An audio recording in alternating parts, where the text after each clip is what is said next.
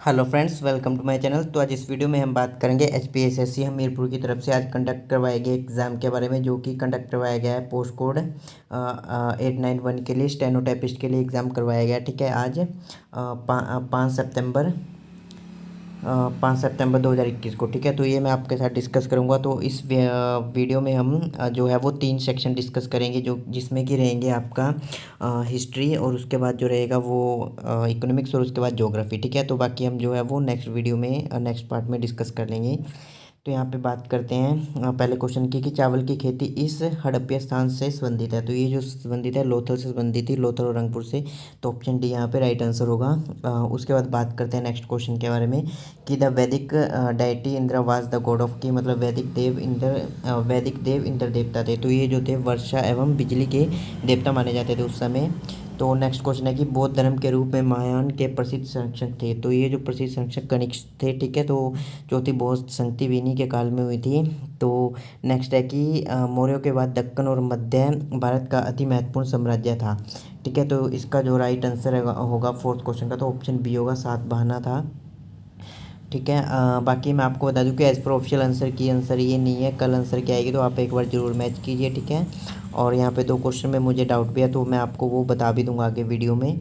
तो next question है कि किस दिल्ली सुल्तान ने अपने आप को नायब खुदाई कहा था। तो ठीक है, ये बलबन के द्वारा कहा गया था। तो ऑप्शन डी यहाँ पे राइट आंसर है। उसके बाद है कि शुंग राजवंश का अंतिम शासक था। तो जो शुंग राजवंश का अंतिम शासक तो देवभूति थे। ऑप्शन ए यहाँ पे राइट आंसर है।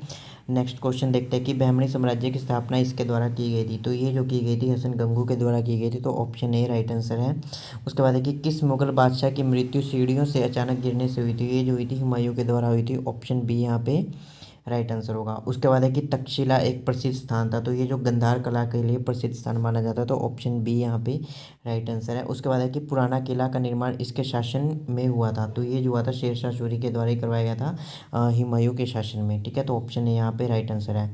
तो नेक्स्ट है कि शाहनामा इनके द्वारा लिखी गई थी। तो शाहनामा जो थी वो फिरदौसी के द्वारा लिखी गई थी। तो ऑप्शन बी यहाँ पे राइट आंसर होगा। उसके बाद है कि भारतीय परिधान में पतलून इनके द्वारा शामिल की गई थी। तो कुषाणों के द्वारा जो ये टर्सर्स है, तो ये दी गई थी, इंट्रोड्यूस करवाई गई थी। तो ऑप्शन डी यहाँ पे राइट आंसर होगा, कुषाण। नेक्स्ट क्वेश्चन है कि आदिल शाह संबंधित है।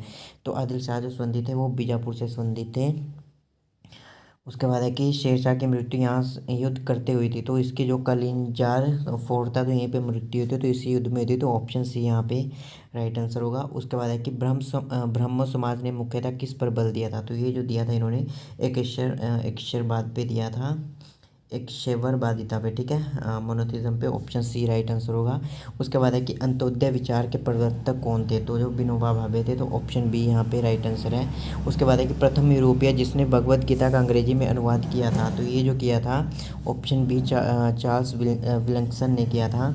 उसके बाद है कि किसने 1887 में भारतीय राष्ट्रीय सामाजिक कांग्रेस की स्थापना की गई थी। तो एम.जी. रनाडे के द्वारा की गई थी।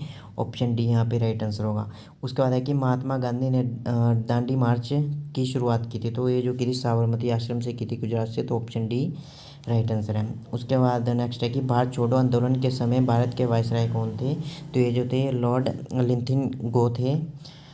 उसके बाद नेक्स्ट क्वेश्चन आया था हमारा कि भारत का संविधान अंगीकृत किया गया था। तो यहाँ से जो हमारा हिस्ट्री सेक्शन जो है वो ख़त्म होता है, जिसमें एंशिएंट, मिडिएवल और मॉडर्न हिस्ट्री के सारे क्वेश्चन कवर हो गया। 20 क्वेश्चन आए थे। तो नेक्स्ट है कि भारत का संविधान अंगीकृत किया गया था। तो ये जो अंगीकृत किया गया था संविधान सभा के द्वारा किया गया था। ठीक है, ऑप्शन सी राइट आंसर है।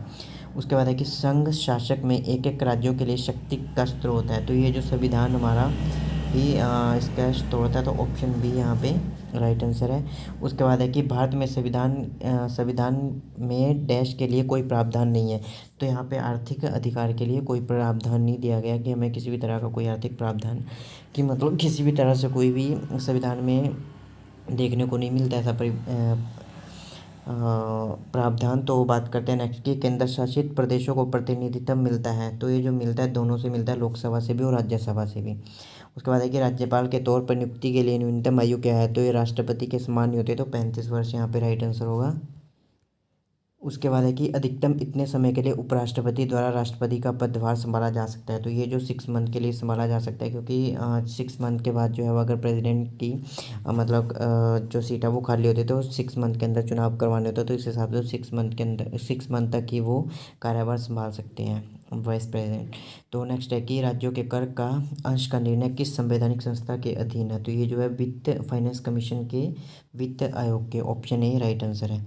उसके बाद है कि नेक्स्ट बात करते हैं कि उच्च न्यायालय का न्यायाधीश सेवानिवृत्ति के पश्चात प्रैक्टिस कर सकता है। तो ये जो कर सकता है मतलब जिस अदालत में वो न्यायाधीश रहा हो उस अदालत को छोड़ के किसी भी अदालत में वो जो है मतलब एज ए वकील अपनी प्रैक्टिस कर सकता है। तो ऑप्शन सी यहाँ पे राइट आंसर है। और उच्च न्यायालय की बात हो रही है यहाँ पे, ठीक है, ये खास तौर पे याद रखें।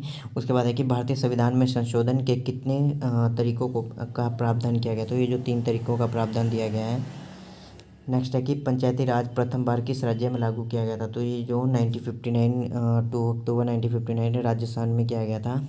उसके बाद है कि तो यहाँ पे ऑप्शन ए राइट आंसर होगा, ठीक है।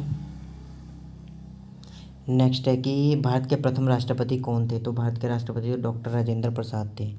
उसके बाद है कि भारतीय संविधान अल्पसंख्यकों को किस आधार पर मान्यता देता है। तो ये जो है वो जनसंख्या के आधार पर मान्यता देता है। तो हमारा जो है जो चला है वो पॉलिटिकल का सेक्शन चला है। उसके बाद है कि राज्य का पुनर्गठन अधिनियम किस वर्ष पारित किया गया था। तो ये जो है 1956 में किया गया था। उसके बाद राष्ट्रीय सुरक्षा परिषद की अध्यक्षता कौन करता है। तो ये जो करते हैं वो राष्ट्रपति करते हैं। बाकी इस क्वेश्चन को कल एक बार जरूर क्रॉस चेक कीजिए, ठीक है। तो ऑप्शन बी यहाँ पे राइट आंसर है। तो मैंने बताया था कि 2 क्वेश्चन में थोड़ा डाउट है, तो एक क्वेश्चन ये भी है। तो उसके बाद है कि भारतीय संसद की स्वर्णिम जयंती मनाई जाती है। तो ये जो मनाई जाती है 23 मई 2002 को मनाई जाती है। तो ऑप्शन है यहाँ पे राइट आंसर होगा। उसके बाद है कि भारत में अधिकतर प्राप्त बेरोजगारी का प्रकार डैश के तौर पर लक्षणीकृत किया जा सकता है। तो प्रचंड बेरोजगारी, ठीक है। तो ऑप्शन डी यहाँ पे राइट आंसर है। उसके बाद है कि किसी देश की आर्थिक वृद्धि का श्रेष्ठ मापदंड क्या होता है। तो ये जो होता है ग्रॉस डोमेस्टिक प्रोडक्ट। तो ऑप्शन बी राइट आंसर है, जीडीपी। उसके बाद है कि भारत में आयकर है। तो भारत में आयकर जो है एक प्रत्यक्ष और प्रगतिशील टैक्स है। तो ऑप्शन सी राइट आंसर है। उसके बाद है कि भारत में मुद्रा की दशमलव प्रणाली कब लागू की गई। तो ये दोनों क्वेश्चन जो है वो रिपीट हुए हैं 38 और 39। तो ऑप्शन डी यहाँ पे राइट आंसर है, 1957।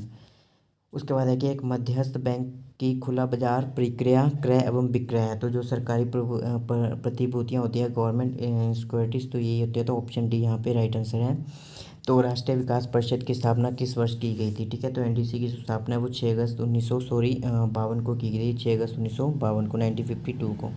उसके बाद है कि एक प्रभावी योजना कितने वर्षों के लिए होती है। तो रोलिंग प्लान जो है वो 1 साल के लिए माना जाता है। तो ऑप्शन ए राइट आंसर है। उसके बाद है कि आर्थिक नियोजन संदर्भित है। तो आर्थिक नियोजन जो संदर्भित है वो होता है द संसाधनों का आवंटन से।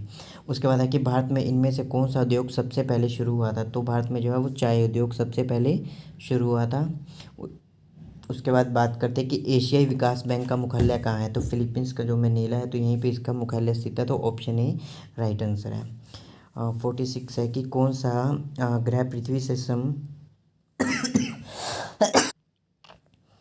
तो यहाँ पे जो है वो सबसे निकट है पृथ्वी के। तो बुध यहाँ पे मरकरी सबसे निकट माना जाता है। ऑप्शन मतलब है, तो ऑप्शन सी राइट आंसर है। तो उसके बाद है कि नेक्स्ट क्वेश्चन है कि पृथ्वी के आकार के वर्णन के लिए शब्द है। तो जो है वो चपटा ग्लोब। तो ऑप्शन डी राइट आंसर होगा। उसके बाद नेक्स्ट बात करें कि आईएसटी और जीएमटी के मध्य अंतर है। तो ये जो 5.5 घंटे का अंतर माना जाता है, ठीक है, ग्रीनविच और दिल्ली के टाइम के बीच में। तो नेक्स्ट है कि किसे प्रति व्यापारिक भवन के नाम से जाना जाता है। तो ये जो हमारी वेस्टर्न हाइज होती है पछुआ पवनी, तो इन्हें माना जाता है प्रति व्यापारिक भवन। नेक्स्ट है कि चट्टानें जो लावा के दृढ़ीकरण द्वारा बनती है। तो ये जो बनती है बेसाल्ट चट्टान बनती है, ठीक है, इग्निस रॉक्स भी बनती है। तो यहाँ पे जो ऑप्शन बेसाल्ट चट्टानें आएगा। नेक्स्ट है कि बाढ़ के मैदान के तरुण के लोड को क्या कहते हैं। तो इसे जो है वो भंगर कहते हैं, ठीक है। तो ऑप्शन डी यहाँ पे राइट आंसर होगा। तो क्योंकि ऑप्शन में नहीं है, भंदर है, लेकिन खद्दर और भंगर होते हैं, तो ठीक है, तो मतलब ओल्ड के लिए खद्दर आता है, और जो इसके लिए तो ऑप्शन डी यहाँ पे राइट आंसर होगा। तरुण जलोढ़ की बात हो रही है।